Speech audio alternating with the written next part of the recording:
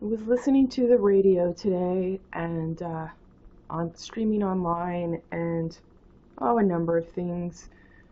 And my thoughts were basically, you know, I don't know who the person is, but he's retiring in politics to give Puerto Rico his heart and time. And he waxed poetic about not forgetting the Haitians, the Muslims, the undocumented women working in the fields that provide your food. And at some point, when you hear that, you're like, the words make sense.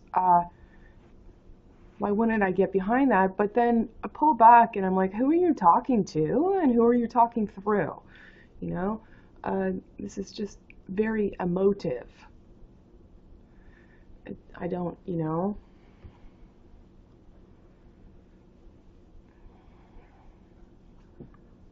it got on, talking about Puerto Rico. Puerto Rico's like 4 months later, we're still without water and electricity. And then I thought of my experience in Puerto Rico. I went there several years ago with Andy, a snorkel dive trip.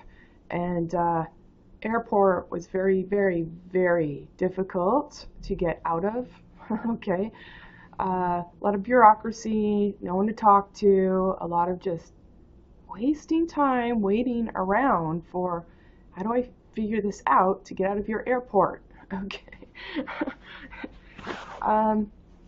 There was a discrepancy between the bling you see on the street in San Juan, who has the nice cars, and we rented a car and went all around the island, and other parts of the island you're seeing families that live in the dirt, soot, and have bare feet.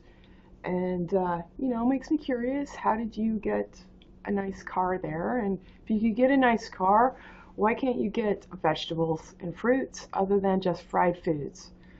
Puerto Rico has a lot of fried food and American cheese and ham and eggs. They cook by leaving the whites runny. Everywhere I went, I'm like, how do you cook an egg with the white runny? And the grocery store. I went to a grocery store. There were 5 options total for fruits and vegetables, and half of those were wilted. So when I listen to Puerto Rico, like, it's been 4 months and you're not helping us rebuild, I think part of the problem is you never cared to build, okay? You're not connected as a community. And I think your island is on island time where tomorrow will take care of itself. You don't know how to work or prioritize that. I remember doing a snorkel dive. A girl was going to take us on a boat. She looked like she was in her teens still, and her teeth were mossy. And I'm like, good heavens, how do you get your teeth in that shape with only this many amount of years on Earth? Don't you see that?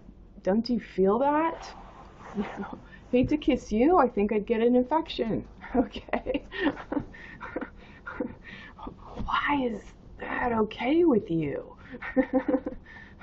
You're not making enough money scuba diving, or are you spending it on something else? Okay?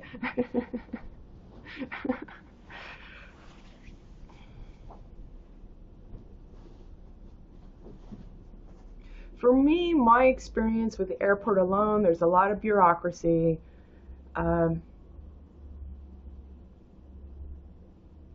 Island time, like Hawaii, you're on island time.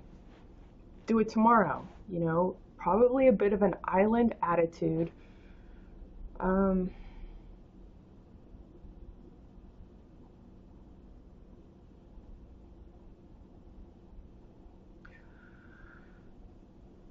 I spoke about, let's see, we went to San Juan. They've got a lot of feral cats around the island.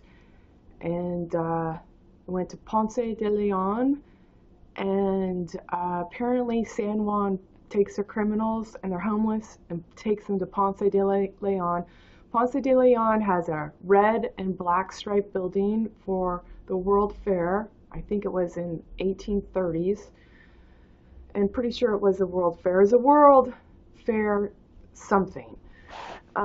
It was later turned into a fire station, and it's still a tourist attraction on the city square in Ponce de Leon. And when you're dropped off there or you drive there, first of all, you see all these cars that you're like, how is that on the road? They don't really have, they must not have standards for passing inspection. Okay? So there's these high-low of fancy cars, and I didn't know you could put a tailpipe there. And there, and there. You know, okay? I didn't know you could have rusted tailpipe options. I didn't know. Okay? When you get to Ponce de Leon, where they have the tourist attraction of the old World Fair building turned later into a fire station, old-time fire station, which then houses old fire trucks in it, you're greeted with 4 different types of military people, each in a different suit, and they're all carrying a gun on all 4 corners. So you're in broad daylight, and you're 4 different types of people are carrying guns, you think, to protect you, but it makes you feel like, what should I be afraid of? I remember I purchased rice and beans from a cafe, and I was eating outside on a bench, and there were dogs out there, and there were people. People were staring at me, and I'm like, just eating rice and beans, you know, it's like a buck. Okay. And the dog was staring at me, so I flicked some to the dog, and the people were looking at me hard, and I'm, you know, didn't understand at the time that they couldn't afford rice and beans. So you're made to feel as a tourist that it's your fucking problem. What else?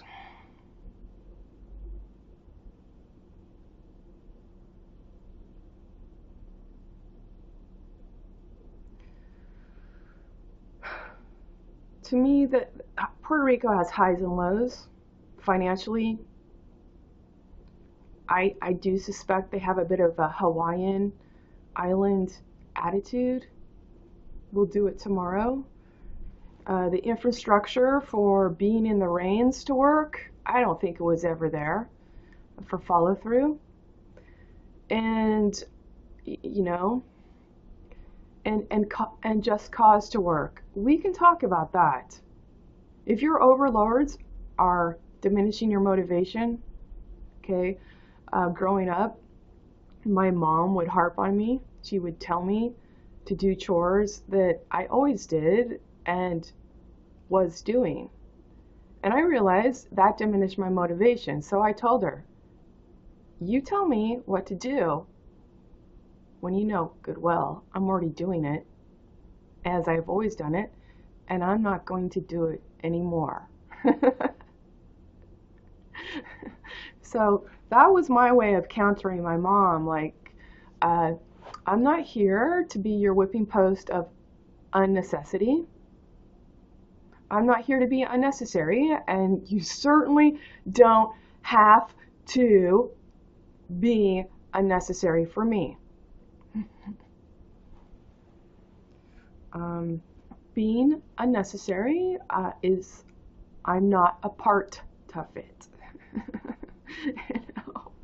So it's, I can believe, it's plausible to me, Puerto Rico has never got its shit together to work together because of your half-assed overlords, okay? Half-assed hyphen. You know, that's part of it. Part of it is maybe your island time.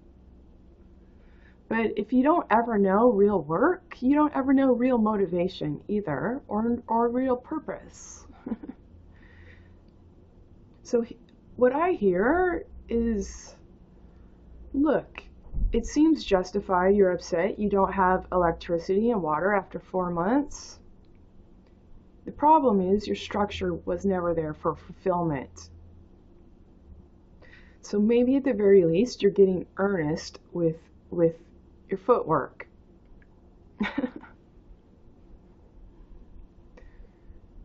I know I felt abused as a tourist going there. Your bureaucracy trying to get out of your makeshift airport was abusive. Okay. And only fried foods, American cheese, ham, and runny egg whites, and uh, 5 fruits and vegetables in your grocery store, half of those wilted.